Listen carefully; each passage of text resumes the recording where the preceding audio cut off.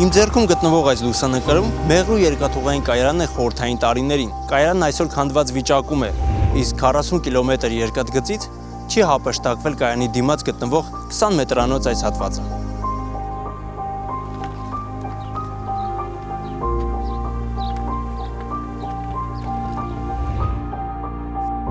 Մինչև 1991 թվականը Հայաստանը երկաթուղային ուղիղ հաղորդակցություն ուներ իր հարավային քաղաքների Մեղրի և Կապանի հետ։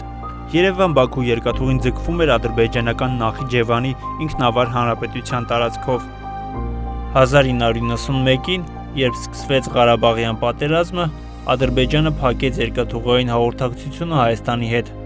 Արդյունքում Ադրբեջանը կորցրեց նաև երկաթուղային կապը իր էքսկլավ Նախիջևանի հետ։ Երկաթուղին անցնում էր Հայաստանի հարավային սահմանագծով շուրջ 40 կիլոմետր։ Հայաստանի հարավային սահմանի Արաքսի երկայնքով ձգվող այս երկաթուղուց այսօր երկաթ չի մնացել։ Ապա մոնտաժվել ու հեռացվել է երկաթգիծն ու ինժեներական ամբողջ համակարգը։ Միայն խոշոր թունելներն ու հարթեցված հողային ճանապարհն են հուշում, որ այստեղ եղել է երկաթգիծ։ 1930-ից 40-ականներին կառուցված երկաթգիծը մնացել է նաև տեղի բնակիչների հուշերում։ Այսենց պոեզը գնում էր, այս բանը որ կա է զաբոր, էներգիա, այստեղով։ Գնում էր Երևան։ Մենք ես իմախ որ հետ մեզ բաժին են բաժանել, որ ռեսը օգտել կցեն շողութի ժամանակ։ 7 տարեկան եմ եղել, ուջու երեխա եմ, օգնել եմ, հիշկա կարողացել եմ ախպոս լապատկա ու բանով օգնել եմ։ Ինչ եք անում։ Տեղը քանդել ենք, Հողով բացել։ հողով բացել ենք իրան անշխարել ենք։ 85-ամյա Պավել Գյուլազարյանը 1940 թվականին մի քանի ամիս աշխատել է երկաթգծի կառուցման վրա։ Նա ապրում էր Ագարակ քաղաքում։ Ամեն օր էշերի վրա գալիս էին այս նույն հատվածն ու անցնում աշխատանքի։ Տասնամյակներ անց նրա աչքի առաջ ապամոնտաժվում ու հեռացվում է այն, ինչը նա և եղբայրը դժվարությամբ կառուցել էին։ Հա լրի քանդող վայենի էր, իրակ լրի վայենի, իրակ գրուպա։ Են մեխաներ, սկոպներ կա, նրանք էլ հավաքել են։ Ինչքան քանի տոննա եղել, հովա իմանամ, ում են մուտել, չեմ իմանամ։ Երևան-Բաքու երկաթգծի մերձարաքսյա հատվածը երկու կայարան ուներ՝ Ագարակը և Մեղրին։ Ագարակի երկաթուղային կայարանն այսօր ծառայում է որպես տուն։ Այստեղ ապրում է Համլետ Հովհաննիսյանի ընտանիքը։ Հովհաննիսյանը պատմում է, որ 2004-ին փորձել է օրինական կարգով վարձակալել նախկին կայարանի շենքը, սակայն իրենից կաշառք են պահանջել և անհարկից ձգձգել գործընթացը։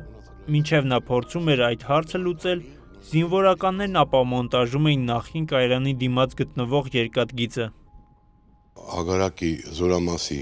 հրամանատարը Էնվալ Բրուտյանն էր, դրսի մարդ է, էլի չգիտեմ, ես ծանոթ չեմ հետը։ Զորամասի զինվորներին բերեց դրեց այստեղ։ Այս շինությունից են կողմ մոտ մի 40 մետր երկարությամբ շինություն կար, դիսպեչերանոց, սպիտակ բաքվի քարերով շարված։ Ժամանակին երկաթուղու դիսպեչերանոցն ա եղել, ապարատուրան լրիվ ընդեղ ա եղել եւ այլն, լրիվ դրանք քարերը քանդեցին,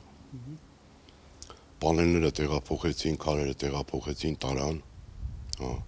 երկաթգիծը թունելից, այն սարի մոտի թունելից, մինչև այս կալցավոյը Զորամասը քանդեց տարավ, անհայտ ուղղությամբ,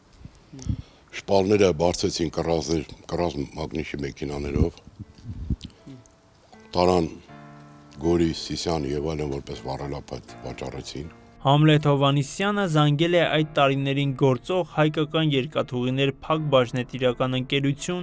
և հայտնել, որ երկաթգիծը ապամոնտաժում են։ Տարա ցույց տվեցի, ասեցի տեսեք այդ երկաթգծի ամբողջ բանը քանդել են, երկաթգիծը քանդում են, դրանից առաջ էլ զանգահարել եմ երկաթուղու ՓԲ-ը, ասել եմ, որ սենց բան ա կատարում, բայց ոչ մի, ասենք, ռեակցիա չի եղել, ասենք, ոչ մի ես ահազանգել եմ փաստորեն, բայց Ագարակից 10 կիլոմետր հեռավորության վրա Արաքսաշեն համայնքում գտնվում է Մեղրիի երկաթուղային նախկին կայարանը, լքված ու կիսավեր վիճակում։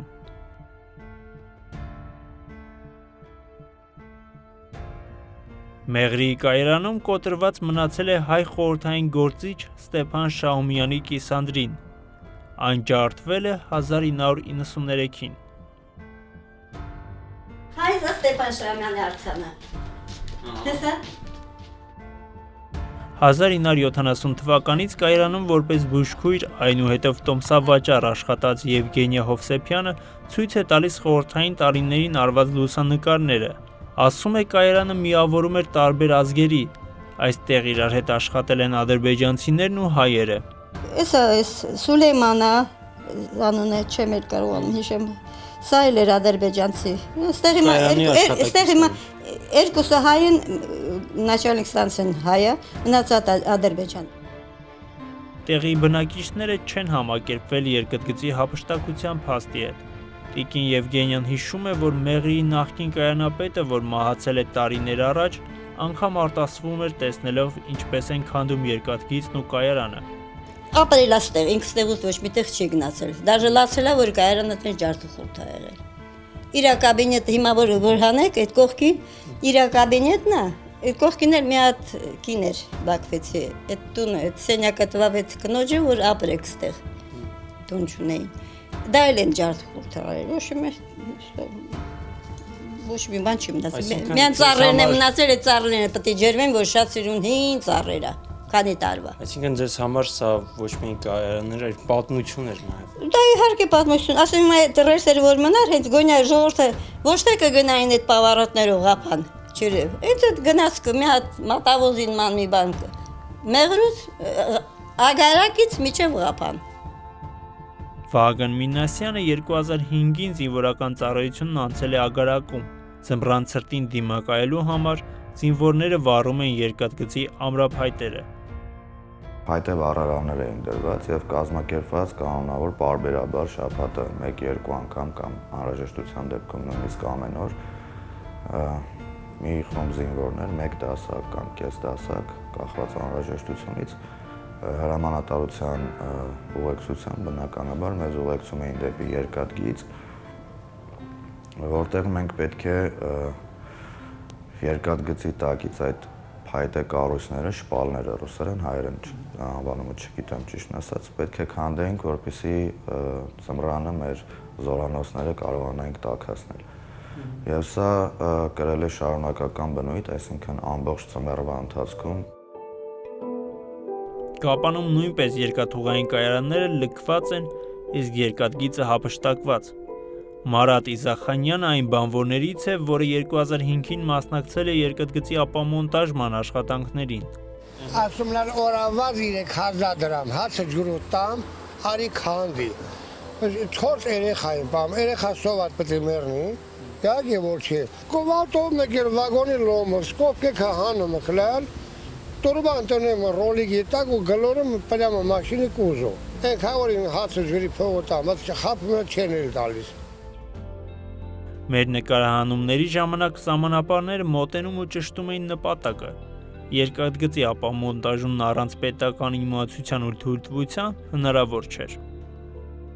2017-ի օգոստոսին Սիվնետի լրագրող Թաթուլ Հակոբյանը եղել էր այս կողմերում ֆիլմ նկարել։ Երկաթգծի թալանի վերաբերյալ նրա հրապարակումից հետո Հայաստանի քննչական կոմիտեն քրեական գործ հարուցեց։ 2008 թվականի հունիսին երկաթգծի Մեղրի կապան հատվածը շուրջ 40 կիլոմետր երկարությամբ հանձնվել է ռուսական երկաթուղիներ ընկերության դուստր Հարավկովկասյան երկաթուղի ընկերությանը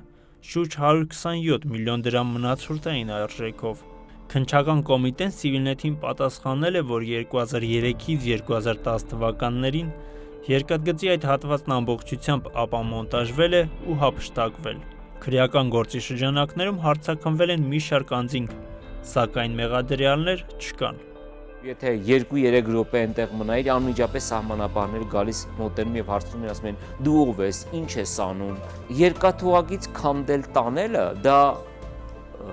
ձու գողանալ չի, անգամ ձի գողանալ չի։ Դա ենթադրում է հատուկ տեխնիկա բերել այնտեղ եւ ամբողջ սահմանի երկայնքով դա տանել։ անհնար էր, որ այդ երկաթուղագծի ապամոնտաժումը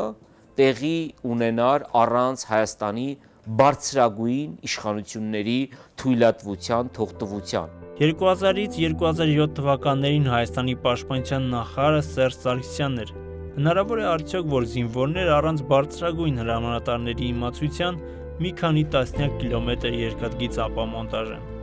Transparency International հակակոռուպցիոն կենտրոնից Վարժան Հոկտանյանը բացառում է նման հնարավորությունը։ Առանց իրենց գիտության դա բնականաբար չէր ու պետք է նաև հասկանալ ինչքան իրենք էին մասնակցել դրան։ Այսինքն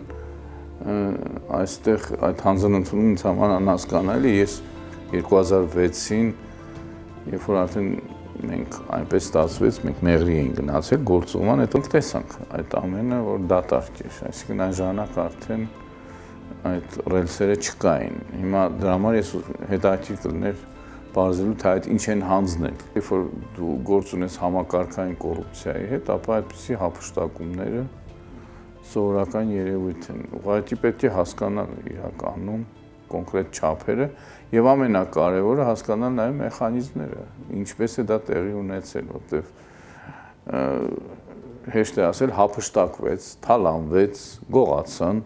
հետո իսկ ով դա թույլ տվեց, ով աչք փակեց, որքան վճարվեց այդ աչք փակելու համար։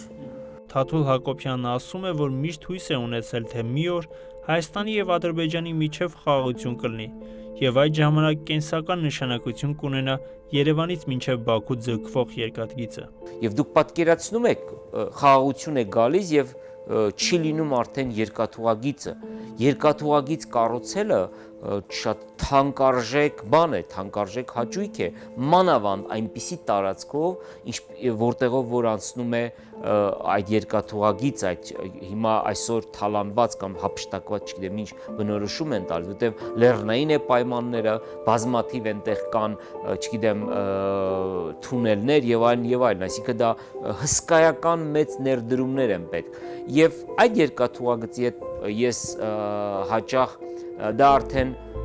հումորով, սարկազմով էի հիշում, երբ որ Հայաստանի իշխանությունները խոսում էին Երևան, Հայաստան-Իրան երկաթուղագիծ կառուցելու մասին, սակայն մեր աչքի առաջ թալանվում է գոյություն ունեցող մեկ այլ երկաթուղագիծ, հասկանում եք։ Մեղրի կայարանում առ այսօր կիսաքանդ ու լքված վիճակում կանգնած է խաղաղության աղավնի պահած կնոջ արձանը։